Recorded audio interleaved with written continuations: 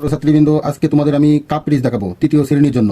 তোমরা কাপ পিরিচ প্রথমে আগে একটা টি এঁকে নিবে, টি, এরপরে আবার একটা টি আঁকবে, টি এঁকে নিয়ে নিচে ছোট্ট করে একটা টি দিবে, দিয়ে ওপর দিয়ে এইভাবে করে স্মাইল দিবে। আবার একটা ধাপ প্রথমে টি আঁকবে, তৃতীয় ধাপে টি এঁকে নিচে ছোট্ট একটা টি দিবে, দিয়ে ওপর থেকে একটা স্মাইল দিবে। ওকে, এই যে স্মাইল, নিচে এই দুই পাশে দুটো ভাঁজ করে দেখাবে, এইভাবে করে নিচের অংশ, নিচে পিরিচের নিচে। এরপরে আবার একটা ধাপ দিবে, প্রথমে আঁকবে টি, এইভাবে প্রথম ধাপ টি, টি আঁকার পরে ছোট্ট করে একটা টি দিবে নিচে, ওপর দিয়ে একটা স্মাইল, স্মাইল মানে কি হাসা, এইভাবে স্মাইল দিবে, দুই পাশ থেকে ভাঁজ করে লেগে দিবে। ওকে, লেগে দেওয়ার পরে নিচে কি করবে, একটা নৌকার মতো একটা টান দিবে, টান দেওয়ার পরে এটা এইদিকে এই পাশ থেকে নিয়ে আসবে, নিয়ে আসার ফলে এই যে এখন এটা করবে কি, এখান থেকে আর একটা টান দিবে, এখান থেকে একটা কান আঁকবে, কানের মতো করে, তাহলে পিরিচের ডান্ডি হয়ে গেল। হ্যাঁ, এরপরে সামনের অংশটুকু চিকন থেকে মোটা, পিরিচের নিচের অংশ, এটা পিরিচের নিচের অংশ। ওকে, এই যে কাপ পিরিচ, এটা প্রথম ধাপ, দ্বিতীয় ধাপ, তৃতীয় ধাপ, এটা চতুর্থ ধাপ, তাই না? আমরা এখন একবারে একটা কাপ পিরিচ আঁকবো। কাপ পিরিচটা কি, প্রথমে ছোট্ট করে একটা, এই যে আমি টি আঁকলাম। ওকে, টি আঁকার পরে স্মাইল, নিচে একটা ছোট টি দিবে, এরপরে এখান থেকে একটা স্মাইল দিবে, স্মাইল দেওয়ার পরে দুই পাশ থেকে এইভাবে করে ভাঁজ করে নিয়ে আসবে, এটাও এইভাবে সুন্দর করে ভাঁজ করে নিচে নিয়ে আসবে, নিচে নিয়ে আসার পরে ওপরের অংশটা দিবে, এখানে একটা দিবে, দেওয়ার পরে রাবার দিয়ে এটা মিশে দিবে। ঠিক আছে, এই অংশ, এই টিটা এখন রাবার দিয়ে মিশে দিবে, এই যে মিশে দিলাম, দেওয়ার পরে এটা এখন পুনরায় টান দিলাম, দেওয়ার পরে নিচের অংশ এইভাবে করে একটা চাঁদের মতো বা নৌকার মতো এঁকে নেবে, নিয়ে এই সোজা দেবে, এই সোজা যে এটা এখানে দেবে। এটা আমি কি করব, এটা মিশে দেব। ওকে, এটাও মিশে দেব, দিয়ে টানি করলাম, করে মধ্যের অংশটা মিশে দেব। ঠিক আছে, মিশে দিয়ে এটা এখন চিকন থেকে আস্তে আস্তে মোটা হয়ে যাবে। এই যে কাপের পিরিচের নিচের অংশ এরকম ভাঁজ হয়ে থাকে, আমরা এই ভাঁজটা দেখাবো। দেখার পরে এখানে একটা কান আঁকবো, যে কান ধরে আমরা, কাপের কান ধরে আমরা চা খাই, এই ডান্ডি। এখন পিরিচের নিচের অংশ, এই যে নিচের অংশ এইভাবে আঁকবে, আঁকার পরে নিচে মাটি বা কোনো কিছু দেখাবে।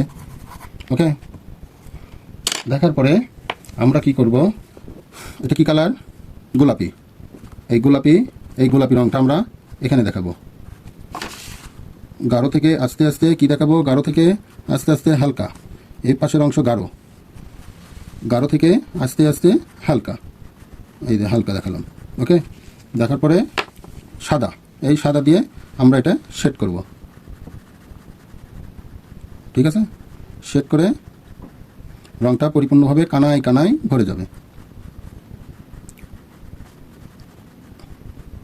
এই যে কানায় কানায় ভরে গেল। ওকে, এখন কি করব, এই যে এই লাল অংশ, এই সাদা এখানে ফোটাতে রাখবো,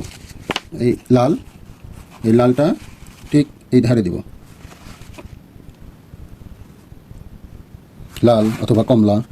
এখন এইভাবে সেট করব, সেট করার পরে আস্তে আস্তে হালকা দেব, হালকা, এই যে হালকা,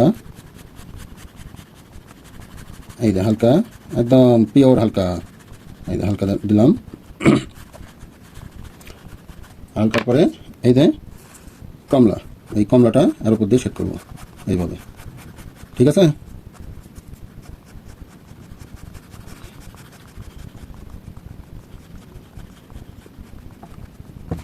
এই কমলা শেড দিলাম, দেওয়ার পরে এই ডান্ডির দুই পাশে, পরে সাদা দিয়ে আমরা সেট করব, আগে দুই পাশে এইভাবে তোমরা দিয়ে নেবে।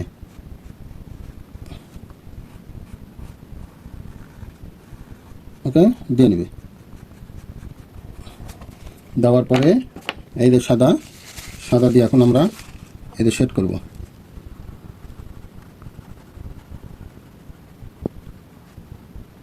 এই যে সেট করলাম। ঠিক আছে, এখন এটা পিরিচটা এইভাবে ঘুরে নিব, নেওয়ার পরে আমি এই পাশে দেখে একদিকে হালকা আর একদিকে গাঢ়,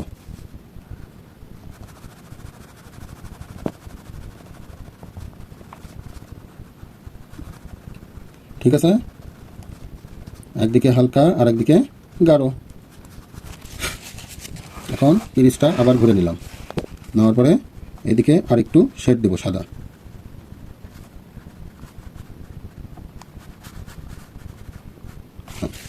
দিলাম, এখানে একটু কপি দেখাবো, এই যে কপি দেখালাম। এবার দেখাবো বোঝা যাচ্ছে। আর নিচে কি এইভাবে হালকা থেকে গাঢ় থেকে হালকা,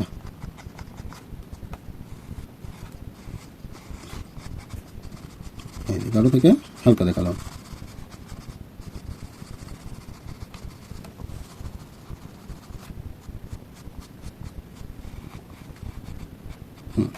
এখন আমরা এই যে এই রংটা এখন সাদা, এই সাদা শেড করব, এই যে সাদা শেড। ওকে,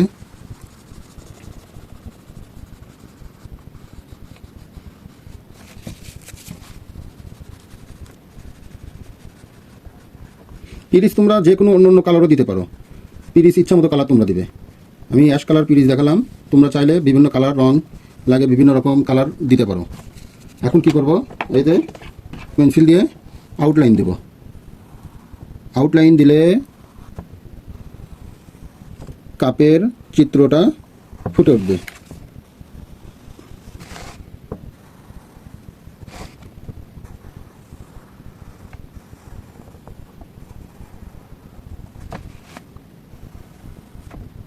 এই তো পিরিচ হয়ে গেল।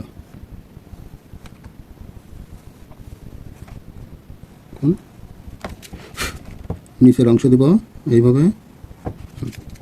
এখন এখানে একটু শেড করে দিলাম মাটি। এই তো হয়ে গেল, আজকে কাপ পিরিচ হয়ে গেল। নেক্সট তোমাদের দেখাবো একতারা আর মগ। Okay bye.